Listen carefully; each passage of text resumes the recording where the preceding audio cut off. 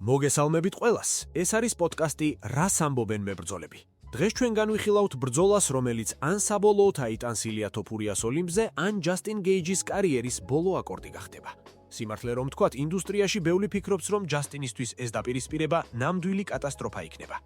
ჩვენ შევკრიბეთ იმ ხალხის აზრი, ვინც ოქტაგონზე სისხლის გემოიცის. დავიწყოთ ბელალ მოჰამედის პირდაპირი და სასტიკი პროგნოზით. მისმინეთ, საერთოდ ვერ ვხედავ აზრს იმაში, რომ თავი მოვიკატუნოთ, თითქოს ეს თანაბარი ბრძოლაა.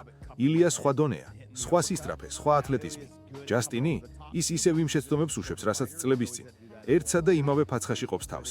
როცა შეტევაზე გადმოდის, მუდმივად იხსნება, თავს დაბლახრის და მარჯვენა პირდაპირზე ეგება.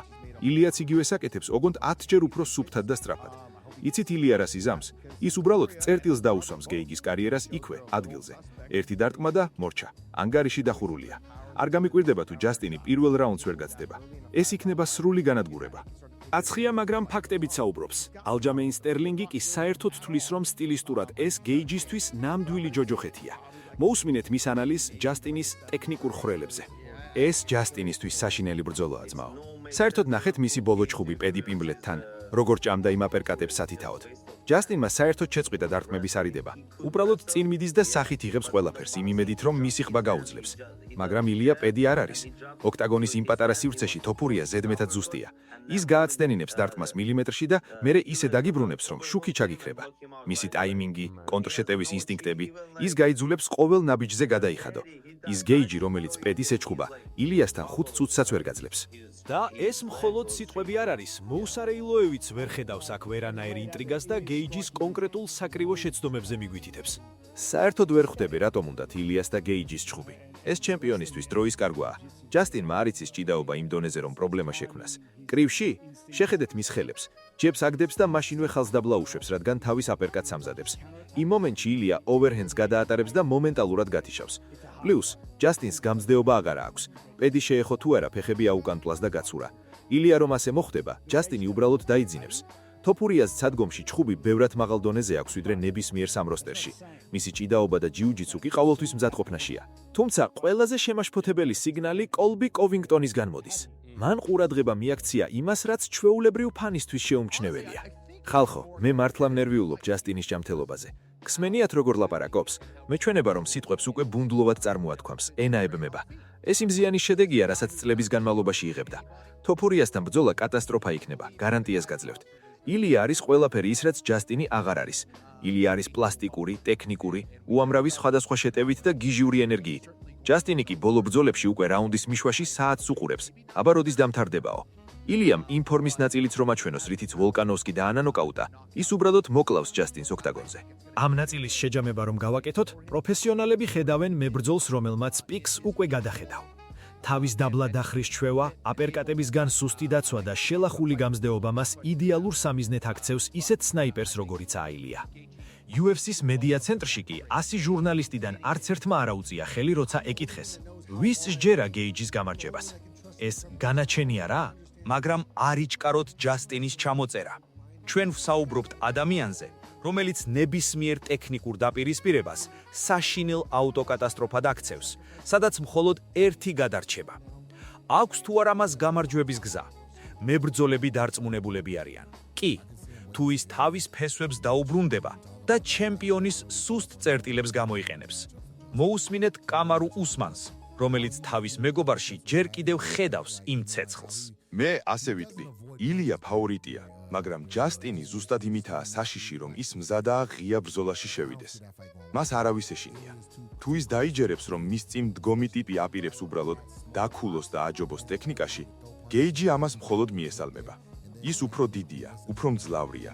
მას აქვს ძალა, რომ ილია ერთი დარტყმით გათიშოს. მხოლოდ მე ვიცი, რამდენს ვშრომობ და როგორ ვემზადები. მე ვენდობი ჩემს მომზადებას. ჩემი გონება და სხეული გააკეთებს იმას, რაც საჭიროა.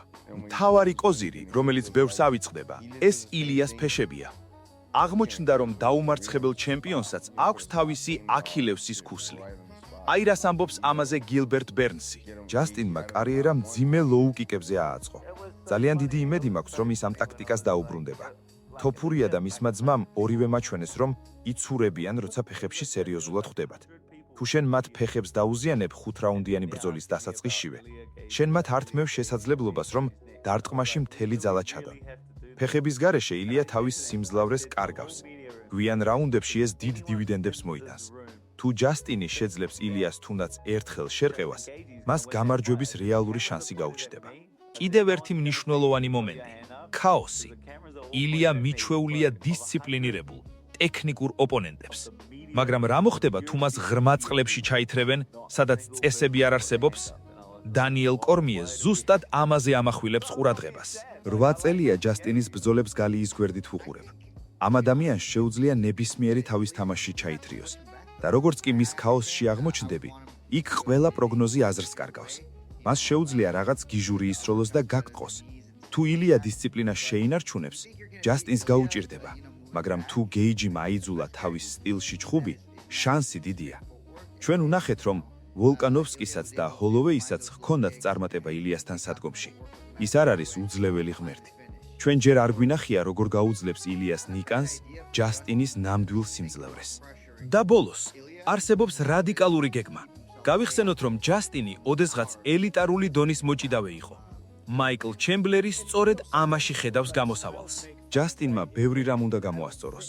ის თავით დახრილი და დაუცველი ნიკანი თოფურიასთან არ იმუშავებს. ილია დაბალია, ის ყველაფერს ხედავს. ფიქრობ, ჯასტინს უნდა დაუბრუნდეს კოლეჯის დროინდელ ჭიდაობას. სრულად შეცვალოს ფლიფატი და ყველა გააოცოს. ისევ ის აგრესიული მოჭიდავე გახდი ჯასტინ. და არ დაგავიწყდეთ, ეს ბრძოლა შეიძლება თეთრი ხახის ტურნირზე ჩატარდეს. გეიჯი ამაყი ამერიკელია. ის ყოველთვის დროშით გამოდის. ის გარანტირებულ ნამდვილ ომს მოაწყობს მიუხედავად იმისა, ვინ იქნება მეტოქე. და ის ფაქტი, რომ ეს მეტოქე ილია თოფურიაა, ამ სცენარს კიდე უფრო ამძაფრებს. როგორც ხედავთ, ინტრიგა ცოცხალია. ან ჩვენ ვნახავთ ლეგენდის დასაწყის ახალი მეფის იდეალურ დარტყმების ქვეშ. ან გეიჯი ბოლოჯერ მოაწყობს იმ ავტოკატასტროფას, რომელშიც ილია ჯერ არსე დროს ყოფილა. მეგობრებო, როცა ასეთი დონის ჩხუბზე ვსაუბრობთ, მარტო ტექნიკა და ფიზიკა არაფერია. აქ მთავარი ისაა, რა ხდება მათ თავებში. ბევრი მებრძოლი ამჩნევს, რომ ილია თოფურია მხოლოდ ოქტაგონზე კი არ გიგებს, ის კტეხავს ბრძოლამდე. მაგრამ მეორეს მხრივ ყავს ჯასტინ გეიჯი, ადამიანი, რომელსაც დასაკარგი აღარაფერი აქვს. მოდით ვნახოთ, რას ამბობენ ამაზე კულისებში. დავიწყოთ ისევ მაიკლ ჩენდლერის დაკვირვებით, რომელიც ორივეს კარგად იცნობს. იცით, რა არის ყველაზე საინტერესო? ილია ისე იქცევა, თითქოს უკვე მოგებული აქვს. ეს თავდაჯერებულობა ზოგჯერ სასიკვდილო იარაღია, მაგრამ ზოგჯერ ყველაზე დიდი სისუსტე. თუ ილიას პირად ცხოვრებაში რამე შეიცვალა, თუ ის ფოკუსს დაკარგავს, გეიჯი მას ცოცხლად შეჭამს. ჯასტინი არის ადამიანი, რომელმაც ყველაფერი გასწირა ამ პოზიციაზე ყოფნისთვის. ის ბავშვობიდან ამისთვის ემზადება. ის ამბობს, მე ერთადერთი ვარ, ვინც იცის რამდენს ვშრომობ. მე ერთადერთი ვარ, ვისაც ჩემი სხეულის და გონების შესაძლებლობების სჯერა. თუ ილია მას ოდნავ მაინც დაუფასებლად შეხედავს, ეს მისი ბოლო შეცდომა იქნება. და აი აქ შემოდის ძალიან საინტერესო ფაქტორი. ილიას პირადი ცხოვრება. ბევრი ამბობს, რომ ჩემპიონობა და დიდება ადამიანს ცვლის. ზოგიერთი მებრძოლი ამას პირდაპირ ხაზს უსვავს. მისმინეთ, მე დიდი ფანი ვარ ჯასტინის, მაგრამ სიმართლეს თვალი უნდა გავუსწოროთ. თუ ილია თოფურია ისევ ის ტიპია, ვინც ვოლკანოვსკი დაანოკაუტა, მაშინ ჯასტინს შანსი არ აქვს. მაგრამ თუ ილიას თავში სხვა რაღაცები ტრიალებს, ზოგი ამბობს, რომ პირადმა პრობლემებმა შეიძლება ის გატეხოს. თუ ის თუნდაც 10%-ით ნაკლები იქნება იმ მებრძოლზე, რომელიც ჩვენ ვიცით, გეიჯი მას დაანგრევს. ჯასტინი ვეტერანივით ანაწილებს ენერგიას, ის ნამდვილი ომის მანქანაა. ილია კი ჯერ კიდევ ახალგაზრდა ლომია, რომელსაც ნამდვილი ჯოჯოხეთი ოქტაგონზე ჯერ არ უნახავს. კიდევ ერთი მომენტი, რაზეც ბევრი არ საუბრობს, არის გეიჯის გაყვავებული სახე. დანიელ კორმიე ამბობს, რომ ჯასტინს აქვს უნარი მოწინააღმდეგე თავის დონეზე ჩაითრიოს. იქ, სადაც ტექნიკა აღარ მუშაობს და მხოლოდ ხასიათი წყვეტს ყველაფერს. მე ბევრჯერ მინახავს ჯასტინის ბრძოლა ახლოდან. ის არის ადამიანი, რომელიც გაიძულებს იჩხუბო ისე, როგორც მას უნდა. ილია ძალიან სუფთაა, ძალიან დალაგებული, მაგრამ რა მოხდება, როცა გეიჯი მას სისხლს დაანახებს? როცა ილია იგრძნობს, რომ მისი ტექნიკური დარტყმები ამ ბეტონის კაცს ვერ აჩერებს. სწორედ აქ გამოჩნდება ილიას ნამდვილი ხასიათი. ბევრს ავიწყდება, რომ გეიჯი ამაყი ამერიკელია.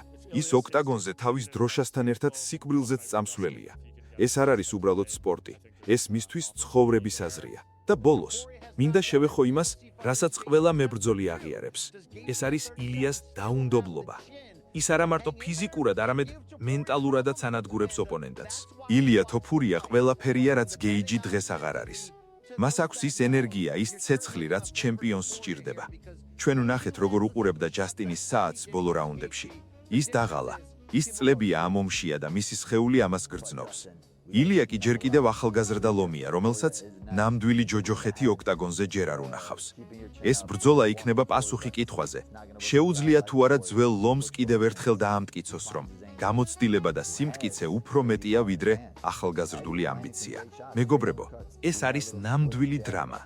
ორი სხვადასხვა სამყარო, ორი სხვადასხვა ფილოსოფია. ერთი მხრივ იდეალური ტექნიკა და სიჩქარე, მეორე მხრივ ურყევი ნელა და ქაოსის ძალა. ვინ გაიმარჯვებს ამ მენტალურ ომში? ამას მხოლოდ ოქტაგონი გვიჩვენებს.